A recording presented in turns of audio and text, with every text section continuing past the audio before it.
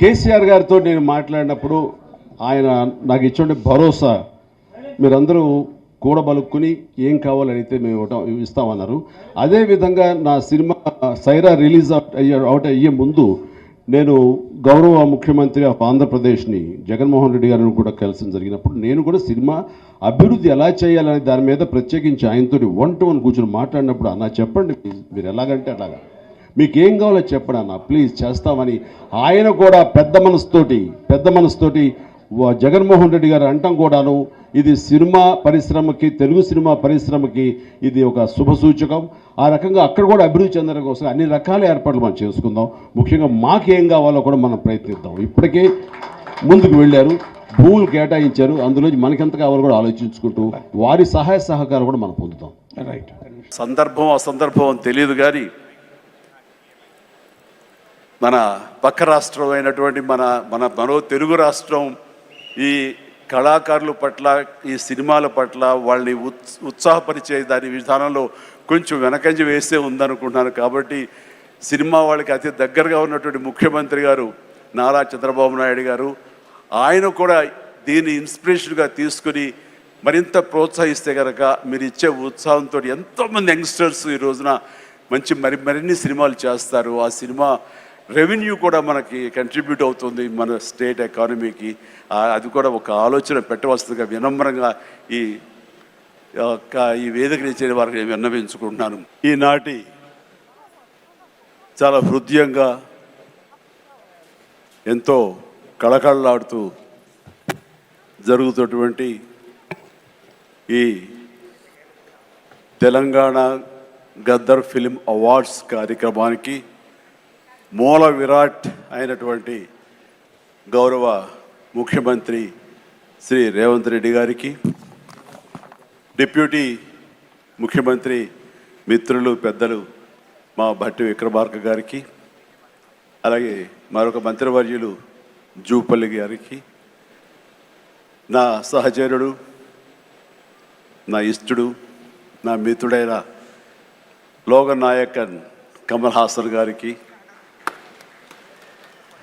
మరో సోదరుడు నాగార్జున గారికి, అలాగే మరొక నాగేశ్వర గారి అవార్డు అందుకోబోతున్న జయసుధ గారికి, and best actor సంపాదించేటువంటి Naga Chaitanya, అలాగే బెస్ట్ యాక్ట్రెస్ రష్మిక మందన, ఇతర అవార్డు గ్రహీతలందరికీ స్వాగతం పలుకుతున్నాను, అభినందనలు తెలుపుకుంటున్నాను. ఈ శ్రీ పరాభవనామ తెలుగు సంవత్సరాది ఉగాది శుభాకాంక్షలు ఇక్కడ ఉన్నటువంటి ప్రతి ఒక్కరికి, ఆహ్వానితులకు, వీక్షిస్తున్న వారికి, రెండు రాష్ట్రాల తెలుగు ప్రజలకు ప్రతి ఒక్కరికి నా మనస్ఫూర్తిగా తెలుపుకుంటూ నా సంతోషాన్ని వెలిబుచ్చుకుంటున్నాను. ఎక్కడైతే కళాకారులు గౌరవించబడతారో అక్కడ రాష్ట్రం, దేశం, ఆ రాజ్యం సుభిక్షగా ఉంటుందన్నది నానుడి. దాన్ని సరిగ్గా అర్థం చేసుకుని ఒక సమయంలో కుంటిబడి ఉన్న, లేకపోతే నెగ్లెక్ట్ కాబడినటువంటి ఇదే ఫిలిం అవార్డ్స్ని ఆ యొక్క నానుడి అర్థం పరమార్థం గ్రహించి గౌరవ ముఖ్యమంత్రి గారు మళ్ళీ పునరుద్ధరించి కళాకారులు గౌరవించుకోవాలి, సినిమా యొక్క ప్రభావం ఎంత ఉంటుంది, దాని ప్రతాపం ఎంత ఉంటుంది, ఎంత ఇంపాక్ట్ ఇస్తుంది అనేది తెలుసుకుని ఎంతమందికి ఉద్యోగ అవకాశాలు ఇస్తాయి, ఎంతమందికి ఉపాధి కల్పిస్తుందనే దాని యొక్క ఆంతర్యం గ్రహించి మళ్ళీ దానికి పునర్జీవనం పోసి ఇదిగో ఈ రోజు ఇంత బాగా సజావుగా సాగడానికి, ఇంత హృదయంగా సాగడానికి, ఇంత అద్భుతంగా సాగడానికి కారణమైన వారికి ప్రత్యేకించిన మనస్ఫూర్తిగా ధన్యవాదాలు సభాముఖంగా తెలియజేసుకుంటున్నాను. సార్, మనం కలిసిన ప్రతిసారి మీరు సినిమా గురించి, సినిమా అభివృద్ధి గురించి, సినిమాని ఎలా ముందుకు తీసుకువెళ్ళాలంటూ, ఈ హైదరాబాద్ అనేది నైసర్గిక స్వరూపంగా ఇది అన్ని దేశం మొత్తంకి మధ్యలో ఉంటుంది, అన్ని రకాల అట్మాస్ఫియర్స్ ఉన్నాయి, అన్ని రకాల అంబియన్స్ ఉన్నాయి, అన్ని రకాల ఇన్ఫ్రాస్ట్రక్చర్ ఉంది as per cinema is concern. కాబట్టి ఇక్కడ ఒక తెలుగు సినిమా కాదు, లేదా దక్షిణ భారత సినిమా కాదు, భారతదేశ సినిమా అని ఇక్కడ కేంద్రంగా ఉంచడం, భవిష్యత్తులో ప్రపంచ దేశ సినిమాలను కూడా ఇక్కడ ఆహ్వానించేలాగా మనం అన్ని అభివృద్ధి చేయాలి, దానికి అవసరట్లుగా మేమందరం సమాయుత్తం అయ్యామంటూ దానికి ప్రత్యేకించి ఈ కార్యక్రమాన్ని, ఈ యొక్క దీన్ని బృహత్ కార్యాన్ని భట్టి గారికి అప్పచెప్పారు. వీరందరూ కలిపి ఈ మధ్యకాలంలో గ్లోబల్ సమ్మిట్ జరిగినప్పుడు అందులో కూడా అంతర్భాగంగా ప్రత్యేకించి సినిమాకి వారు అవకాశం కల్పించి వారిని ఆహ్వానించి మంచి చెడ్డల గురించి తర్కించి చర్చించి దానికి కావలసినటువంటి సదుపాయాలు మీరు ముందుకు రండి, ప్రభుత్వం మీ అండదండలు అందిస్తుంది, ఇది ఈ రోజున పెద్ద ఎత్తున మనం సినిమాకి పెద్దపీట వేయాలి అంటూ వారు ప్రత్యేకించి సినిమాకి ఇస్తున్న ప్రాముఖ్యతకి మనందరం నిజంగా ఆయనకి ఎంతో రుణపడి ఉన్నాం.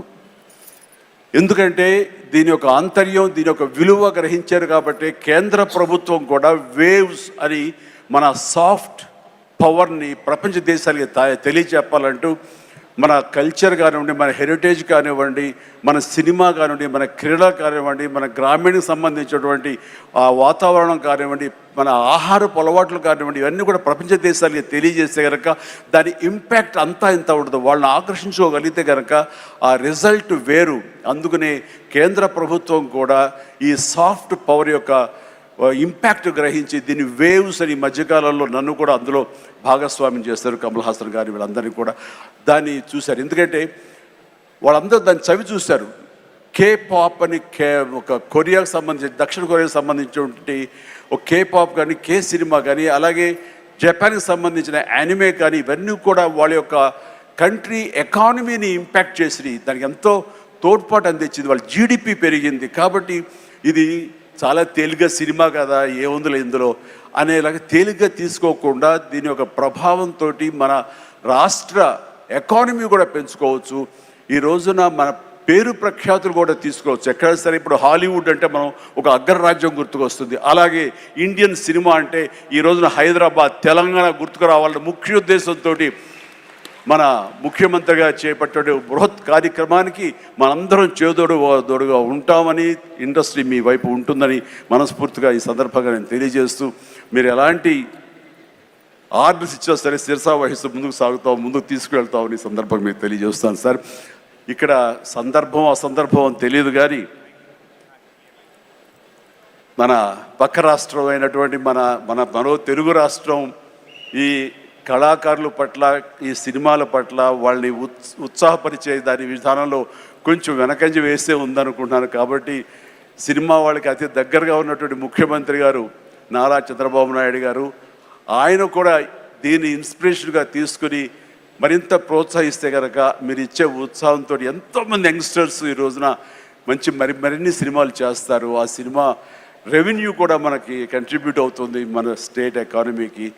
అది కూడా ఒక ఆలోచన పెట్టవలసిందిగా వినమ్రంగా ఈ వేదిక ఇచ్చే వారికి విన్నవించుకుంటున్నాను. అలాగే మన ఈ కార్యక్రమం, ఈ అవార్డులను చూస్తుంటే కనుక ఇది సీనియర్స్కి గౌరవాన్ని ఇచ్చే విధంగాను, అలాగే యంగ్స్టర్స్ని ఉత్సాహపరిచే విధంగాను చాలా చక్కగా ఈ అవార్డులు ఎంపిక జరిగింది.